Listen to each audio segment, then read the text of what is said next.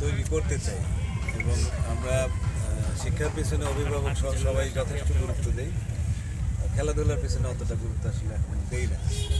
But আমাদের সুস্থ দেহটা তো খুবই, পড়াশোনায় ভালো করতে হবে, দেহটাকে সুস্থ রাখতে হবে। সেই জায়গাগুলোতে আমরা আমাদের সন্তানদের মাঠে নামাতে চাই।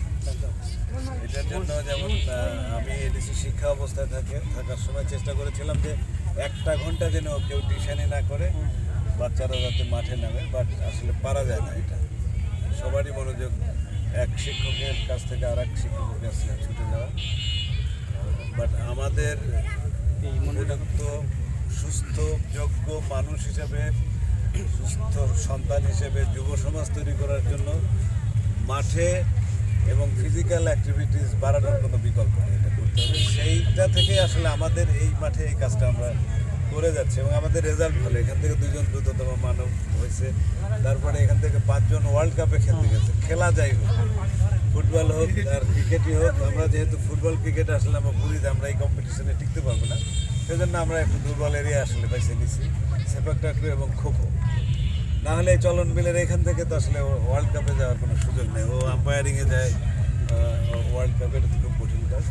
আপনি বলছিলেন যে আমরা টিউশনিতে আর কি দিয়ে দিই বাচ্চাদেরকে এক শিক্ষকের কাছে আরেক শিক্ষকের কাছে, আপনি এই কথাটা বলছিলেন।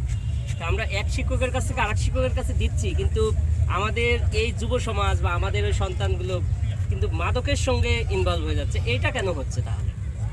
আমাদের এখানে যে নজরুল সাহেব আছেন, ওনার ওইখানে আমি অ্যাসিস্ট্যান্ট ছিলাম রাজশাহীর দুর্গাপুরে। আমি যোগদান করার পরে দেখলাম যে বেশ কিছু ছেলে অ্যাডিক্টেড।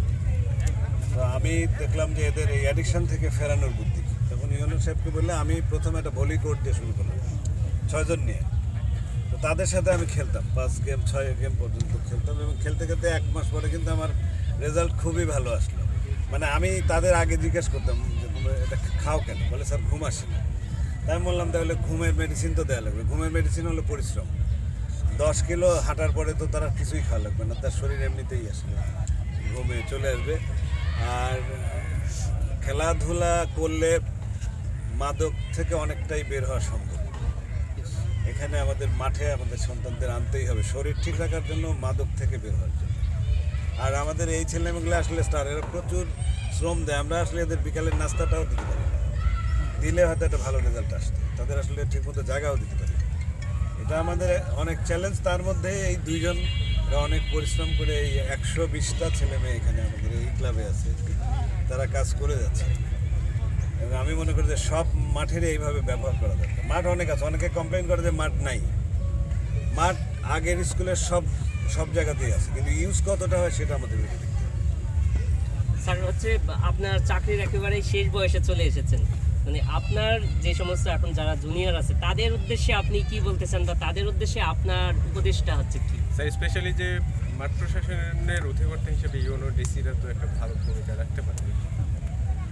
ইউনো সাহেবরা অধিকাংশই আসলে কাজ করে যাচ্ছে, কিন্তু আসলে যেমন যুব উন্নয়ন কর্মকর্তা অনেক ক্ষেত্রে নেই, জেলা স্পোর্টস অফিসারও কিন্তু আসলে অনেক জায়গায় পদ খালি আছে।